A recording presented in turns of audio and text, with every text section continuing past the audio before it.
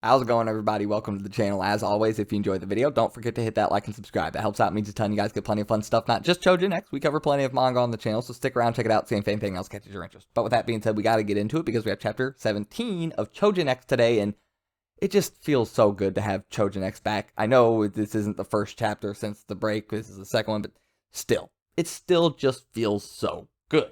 Anyway, jumping right into it, we are in Yamato Mori Underground Level 2. We're here with Nari Tsumaji, the White Snake Choujin, and she is being interrogated by Seiko Kira, something like that. Is that roughly what her name is?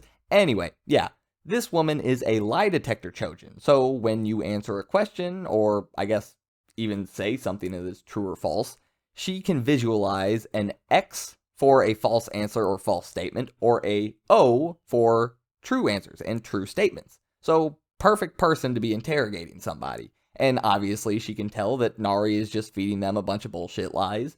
Honestly, I don't think you really need to be a lie detector Choujin to know that.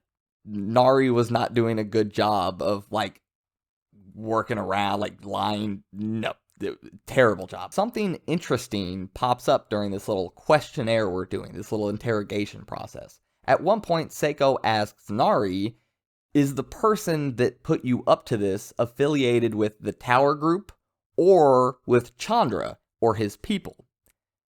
Nari says no, and it's true.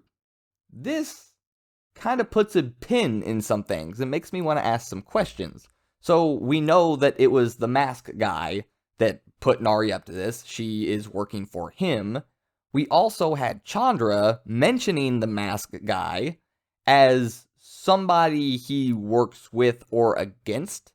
The thing was that Chandra wants to get the beasts or find the beasts that the mother wants, the mother being the thing in the tower. Makes me think that would be the Tower faction. So initially I figured it was the Tower faction with the mother thing in the tower, and then Chandra and the No-Mask dude are probably like the two top subordinates in the Tower faction for mother.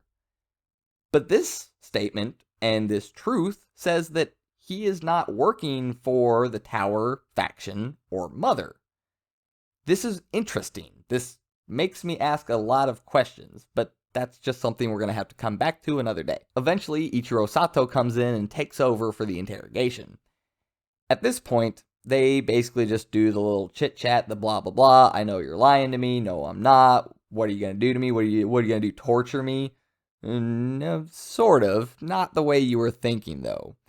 Eventually, Ichiro Sato puts his hand up and says, I detest violence. And all of a sudden, Nari is transported into somewhere else. But it's not somewhere else. They're still in the same place, and Nari is actually able to tell that. Turns out that Ichiro Sato is a telepath. He can transmit images to somebody else via telepathy. This is pretty awesome because of how Sato has cultivated this power and how he, okay, we'll just get into it, okay? So they're just like, stuff is just falling away from them. And as Sato starts to explain his ability a little bit, he says, I could show people maps, I could show them slugs, and all of a sudden there are just giant slugs just slugging their way through the sky all around us. And they are like massive. It's weird. It's kind of creepy.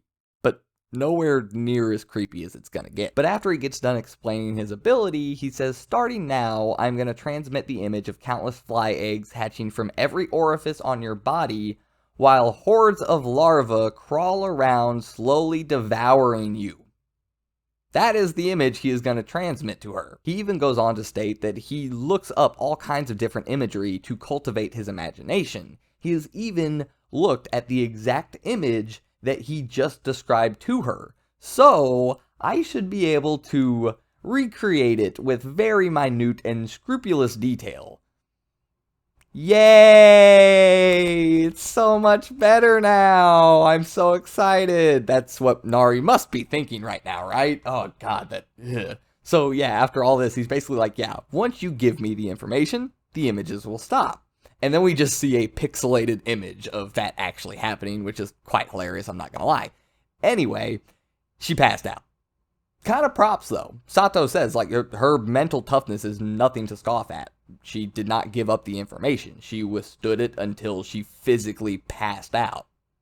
Pretty impressive to hold on for that long. He said she either is paid very, very handsomely or is quite afraid of her betrayal being leaked. Then we get to see the masked guy sitting there just twirling this little string that he just seems to love to do. Maybe a strand, maybe the strands of fate. I don't know. Poetic, I guess. Whatever. We move on to one of my favorite characters in the series so far. I just absolutely love this guy. Just poof, at the dude with the hot dog stand. I love it. Yeah, Ricardo, the octopus dude, is sitting there sleeping, and his snores are written out as snorgle. So I can only imagine how awful that snore sounds, which makes you kind of sympathize for the paper cutout Choujin girl. I can't remember her name at this time, but yeah, she's sitting there in the room cutting out just a ton of knives, a ton of paper cutout knives. Stocking up for a fight, apparently. Anyway, eventually she's just sitting there like, snipping away. Ricardo. Ricardo, please. Ricardo! What? Come on, let's go. They're heading out. I wonder when we'll see them next. Anyway, after this, we cut back over to the Suru High, the school that Tokyo, Ellie, Azuma, they all go to. Yeah, we're leaving school, and Momoma ends up meeting us there. That's a nice little surprise. Hey, how you doing, Momoma? Well, she was gonna take Ellie out to go shopping. Yay, nice, fun time. Long story short, she ends up not being able to take Ellie shopping because she gets called to a road pileup that the police asked for assistance for. So yeah, Simon Kagemura, the Blade Choujin dude that we've seen plenty of times with Momoma, he calls her and he's like, hey, get over here. We got cars for you to pick up. Thanks. I can't really do anything with swords. Wait, could I use swords as like a leverage to wedge it up? I don't know. Get over here. It's easier for you to just pick it up. Thanks. Bye. Okay, so Momoma's got to go. But before that happened, we had a little bit of conversation between her and Tokyo. Through this conversation, Tokyo ends up learning that Momoma has been a student/keeper trainee, whatever, since she was 10. She's been doing this for a very long time. Also learns that she's had her Choujin powers since she was 4, and she fully inherited those powers from her dad. So he starts to realize exactly how different their lives and worlds have been, not only as people, but also as Choujin. Tokyo also talks to her about possibly maybe joining Ellie and them as training to become a keeper. Momoma is a very nice person. She tells Tokyo she thinks he would be a great keeper, and honestly, she doesn't necessarily need to be a nice person to do that, but it helps. I even think Tokyo would be a good keeper after seeing how he was able to save Shiozaki and keep Shiozaki's sanity and humanity. I feel like that is a side of being a keeper that a lot of people would kind of not really pay attention to. But that is something they should and probably do try to do, is help keep other Choujin from losing their humanity and going insane like Shiozaki was about to do, and just rampaging, all kinds of stuff. And they keep the peace. So yeah, all kinds of reasons to call them keepers apparently. Either way, yeah. After seeing this, and Tokyo even stops a little bit during this, and he's like, man, even Momoma and Kagemura, they're amazing. Ellie, she's amazing. She's been doing great so far. And I think this really, eventually, it starts and is starting to just pile on Tokyo. Growing up with Azuma. Azuma is just so awesome in so many different ways. And then Tokyo's just Tokyo.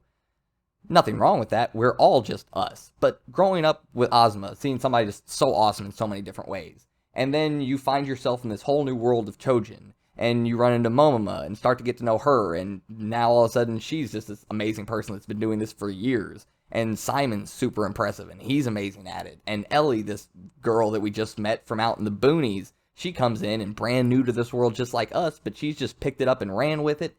Eventually, Tokyo has to feel like he's always just looking at everybody else up on another pedestal, and that kind of has to be tough. But either way, we got more to get to. Tokyo ends up taking Ellie shopping like Momoma was going to do. So they go to the shopping mall, and obviously this is all so brand new and amazing for Ellie. Never seen any of this stuff. So it's just what, who, where, what, why, what. It's like if my dog was released outside and they just saw like 50 squirrels all on the rooftops and in the trees. They wouldn't know where to go or what to look at or what to do. It would just be too much. So much fun, too much amazing stuff. Gotta see it all. Eventually, Ellie ends up looking at some rice cookers, and they try to get an employee to answer some questions about which one would be the right one, which one's better, all this stuff. Then, the good consumer thing to do, really figure out what you're buying before you buy it. Well, during this search for somebody to ask a question to, they start to realize there's like nobody here. What is going on? This is weird. And all of a sudden we got that tingle in the back of the neck again. Okay, yeah, that's a Choujin nearby. Okay, where? Why? Why is it so quiet? What in the hell is that? That is a package Choujin. Okay, this part of this chapter is absolutely hilarious. I'm not gonna lie. So yeah, we see this package Choujin, and this guy has all these people just stuck in boxes. That's what he does. He is not only a package himself, he packages other people. I guess probably other things too. He could probably package stuff as well as people, but I don't know why you would. Anyway, yeah, this guy is basically just a walking, talking soapbox about consumerism being bad, capitalism being bad, how it's ruining the world, it's leading to global warming, all of this stuff. It's quite frankly hilarious. And there's even a couple times people bring it up, like, honestly, it's not that he's wrong, but I kind of just want to get out of here. He's been on this for like 30 minutes. Like, I kind of just want to get out of here. I just don't care anymore. Ellie ends up looking at him like, you know what? If you got something to say, just run for office. Kind of funny. Either way, yeah, Tokyo takes this moment where he's like, Momoma, good keeper. I could be a good keeper. I'm going to do it. I got this one, Ellie. You stand back. Let me take it. And he gets in a box. Metal Gear Solid style, okay? Just saying, Sui Ishida is a fan of Metal Gear Solid. He has to be. Anyway, yeah, Tokyo tries to sneak up in a box. And unlike Metal Gear Solid, this package Choujin realizes that boxes don't move on their own.